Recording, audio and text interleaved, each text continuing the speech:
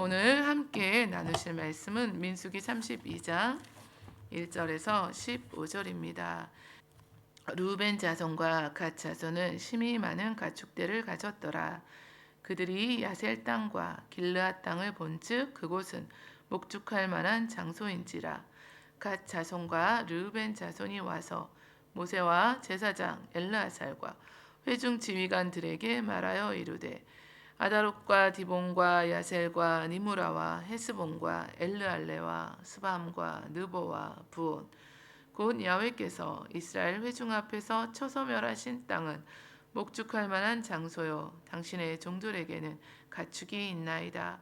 또 이르되 우리가 만일 당신에게 은혜를 입었으면 이 땅을 당신의 종들에게 그들의 소유로 주시고 우리에게 요단강을 건너지 않게 하소서.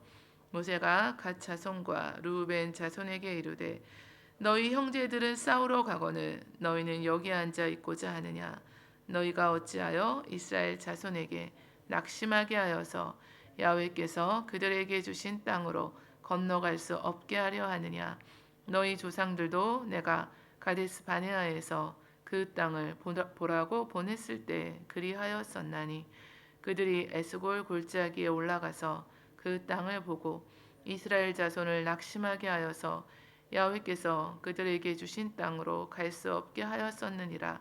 그때 야훼께서 진노하사 맹세하여 이르시되 애굽에서 나온 자들이 20세 이상으로는 한 사람도 내가 아브라함과 이삭과 야곱에게 맹세한 땅을 결코 보지 못하리니 이는 그들이 나를 온전히 따르지 아니하였음이니라.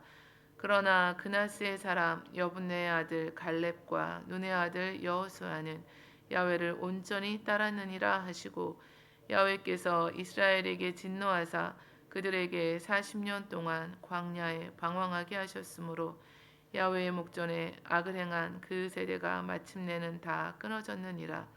보라 너희는 너희의 조상의 대를 이어 일어난 죄인의 무리로서 이스라엘을 향하신 야훼의 노를 더욱 심하게 하는도다. 너희가 만일 돌이켜 야훼를 떠나면 야훼께서 다시 이 백성을 광야에 버리시리니 그리하면 너희가 이 모든 백성을 멸망시키리라. 아멘.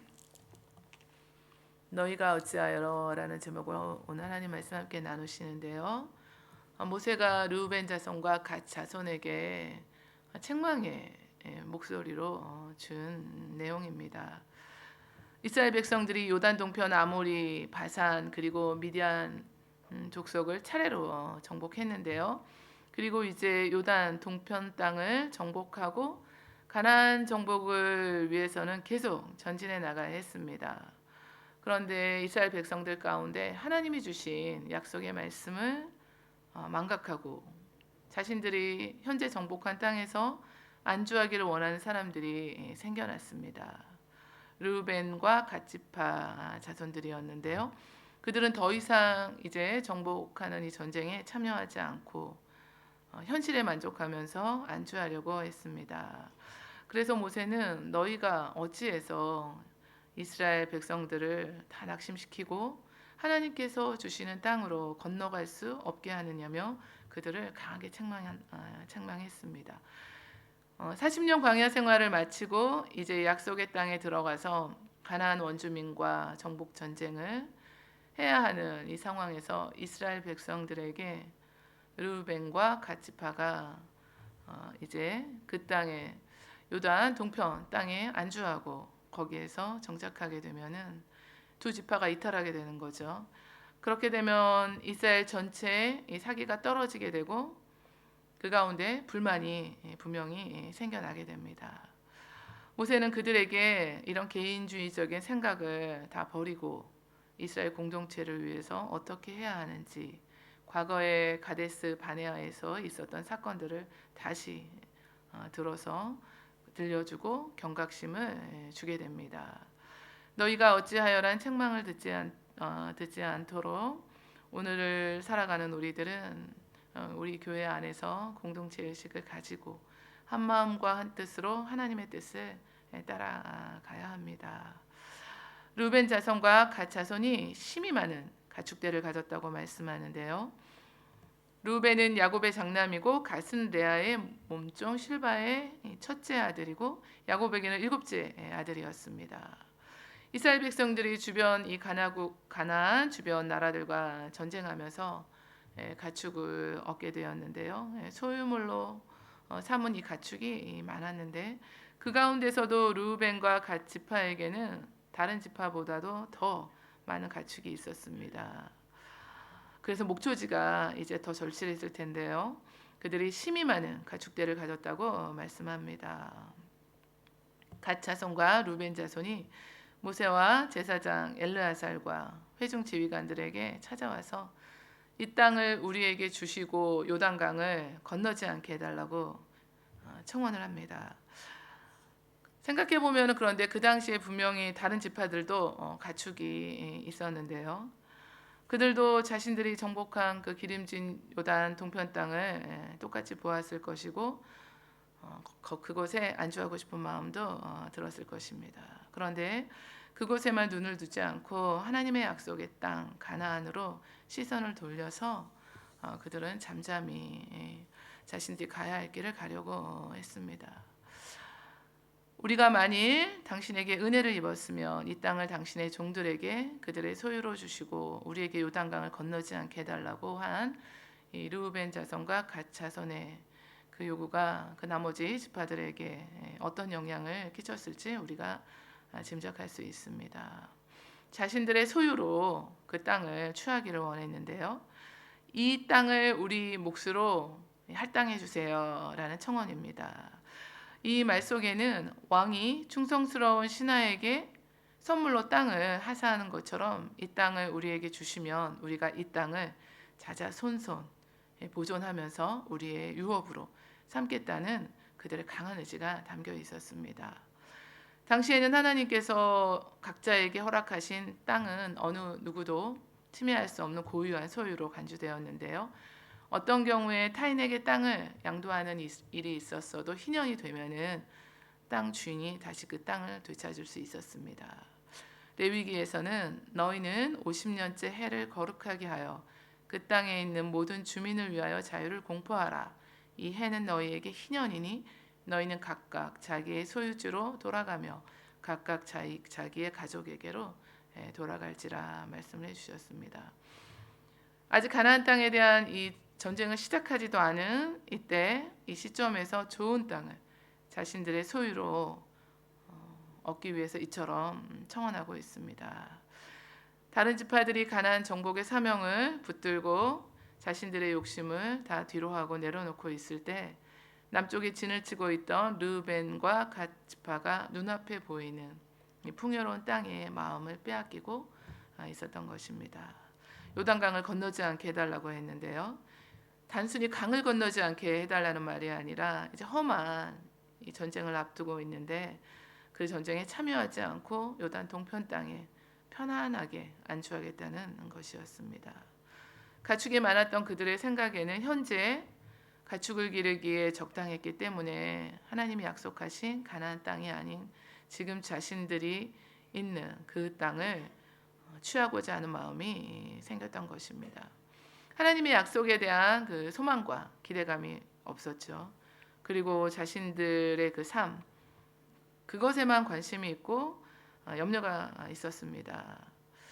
교회 안에서도 우리에게는 구원의 날을 또 소망하고 땅끝까지 복음을 전하라는 그 주님의 명령과 뜻이 계셨는데 오직 이것에 우리가 마음을 두지 못하고 우리 자신의 그 안일에만 자신의 삶에만 그 몰두하고 그것만 붙들고 나가는 사람들이 있다면 너희가 어찌하여 라는 그 책망을 저희가 똑같이 받지 않겠습니까? 그래서 항상 관심을 두고 하나님의 나라를 세워가고 하나님의 영광을 구하는 일에 우리 자신들이 모두 다 동참하셔야 할 줄 압니다. 그들이 빌립보서에서는 그들이 다 자기 일을 구하고 그리스도 예수의 일을 구하지 않는다고 하셨습니다. 많은 사람들이 인간적인 눈으로 세상을 바라보고 눈에 보이는 그 순간의 유익과 그것을 붙잡으려고 쫓아가면서 영적인 눈이 어두워지고 영적인 가나안 땅을 바라보지 못하고 잠시뿐인 이 현실에만, 이 땅에만 안주하려고 하고 있습니다. 그러나 우리 눈에 보이는 것은 잠깐 있다가 없어질 것이요 하나님의 나라는 영원합니다. 그들이 이제는 더 나은 본향을 사모하니 곧 하늘에 있는 것이라. 이러므로 하나님이 그들의 하나님이라 일컬음 받으심을 부끄러워하지 않는다고 히브리서는 말씀하고 있습니다. 그들의 말을 들은 모세는 호된 책망을 그들에게 하는데요. 너희 형제들은 싸우러 가거늘 너희는 여기 앉아 있고자 하느냐라고 했습니다. 가나안 입성을 바로 눈앞에 두고 있는데 중간에 정착해서 여기에 앉아서 정착해서 중간에 살려고 하느냐라는 책망을 하고 있는 건데요. 이스라엘 공동체에 대한 그 책임의식이 전혀 없었던 것입니다. 자신들만 생각하니까 개인적인 생각만 하게 되었던 것입니다. 가나안 전쟁에 나가서 싸워야 하는 형제 지파들, 그들에 대한 생각이 없었고 그들의 희생을 또 생각하지 않았습니다. 자신들의 유익만을 쫓아가고자 했는데요. 이런 이기적인 생각을 가지고 하나님의 약속의 땅을 소망하지 않고 육신의 안목에 눈이 어두워져서 정복한 땅에 정착하고자 하는 그런 불신앙적인 그들을 보고 강하게 책망하고 있습니다. 지금까지 이스라엘 백성들이 광야를 거쳐서 모압 평지까지 온 이유가 있었는데요. 그 이유인즉슨 약속의 땅으로 들어가기 위해서였습니다. 근데 그런 모든 것들을 그 목적을 다 이제 상실한 건데요. 현실을 바라보면서 이곳이 불사오니라는 그 안주하려는 마음 때문에 이런 상황이 펼쳐졌습니다. 르우벤 자손과 갓 자손을 통해서 여러분은 어떤 교훈을 얻으시나요? 사도 바울은 나는 선한 싸움을 싸우고 나의 달려갈 길을 마치고 믿음을 지켰다고 했습니다. 안목의 정욕에 사로잡히지 않기 위해서는 어떻게 해야 할까요? 사단은 이렇게 안주하면서 한 걸음도 앞으로 나아가지 못하도록 만드는 존재입니다. 하나님의 나라를 세워가는 일에 대해서는 전혀 관심이 없고 온통 자신의 유익에만 집착하도록 합니다. 내 손에 있는 것을 이렇게 쥐고서 이렇게 가려고 하는데 치열한 영적 전쟁 가운데 그 어떤 유혹에도 하나님 나라를 향해 가는 이 대열에서 이탈하거나 낙오하지 않도록 깨어 있어야 합니다. 그래서 오늘 이 새벽에도 이제 깨어서 하나님 말씀 들으시고 또 이제 기도하시는 건데요. 민수기는 이스라엘 백성들이 왜 하나님께서 주신 가나안 땅에 들어가지 못하고 오랜 시간 광야에서 방황해야 했는지를 보여주고 있습니다. 하나님께 대한 순종과 불순종에 따라서 심판의 결과를 가르쳐주고 있고 오늘날 영적 가나안을 향해 가는 우리들의 그 삶의 자리에서 믿음과 온전한 순종의 길을 걷도록 말씀을 따라가도록 가르쳐주고 있습니다. 하나님께서는 여호수아에게 강하고 담대하라. 너는 내가 그들의 조상에게 맹세하여 그들에게 주리라 한 땅을 이 백성에게 차지하게 하리라 말씀해 주셨습니다. 너희가 어찌하여 이스라엘 자손에게 낙심하게 하여서 야훼께서 그들에게 주신 땅으로 건너갈 수 없게 하려 하느냐라는 모세의 이 책망은 이스라엘 전체의 이 운명이 이 패역한 요청 때문에 이스라엘 공동체가 전부 하나님 앞에 무너질 수 있다는 것을 그 심각한 상황을 말씀하고 있습니다. 특별히 가데스 바네아 사건을 회상하고 있는데요. 두 지파의 요구가 그 당시와 동일하게 백성들에게 낙심과 절망을 주는 일이 될 수 있다는 것입니다. 하나님께 반역하는 심각한 범죄가 된다는 사실을 일깨워주고 있는데요. 출애굽 1세대도 약속의 땅의 그 문턱인 가데스 바네아에서 모세에게 이런 반역한 사건이 있었어요. 하나님께서 약속하신 약속의 땅을 차지하려고 요단강을 건너가려고 하는 이스라엘 이 연합군 앞에서 요단강 동편 땅에 그냥 남아있게 해달라는 르우벤 자손과 갓 자손의 이 요청이 다른 지파들을 낙심시키는 결과가 되고 결국 가데스 바네아에서처럼 또다시 반역을 일으키는 이 죄를 범하게 된다는 것입니다. 당시 이스라엘 백성들은 두려워 떠는 이 정탐꾼들의 경고에 귀를 기울이면서 약속의 땅으로 올라가서 정복하기를 거부하고 하나님의 명령에 불순종했었습니다. 이스라엘 자손 앞에서 그 정탐한 땅을 악평하면서 우리가 두루 다니며 정탐한 땅은 그 거주민을 삼키는 땅이요 거기서 본 모든 백성은 신장이 장대한 자들이고 거기서 네피림 후손인 아낙 자손의 거인들을 보았는데 우리는 스스로 보기에도 메뚜기 같다고 하면서 그들이 보기에도 분명히 그 같을 것이라고 했습니다. 하나님께서는 이 절망적인 보고를 하고 백성들을 낙심시키는 이 사건을 통해서 그 땅을 정탐한 날수인 40일의 하루를 1년으로 쳐서 그 40일간 너희의 죄악을 담당할지니 너희는 그제야 내가 싫어하며 어떻게 되는지 알리라 말씀하시면서 심판하셨습니다.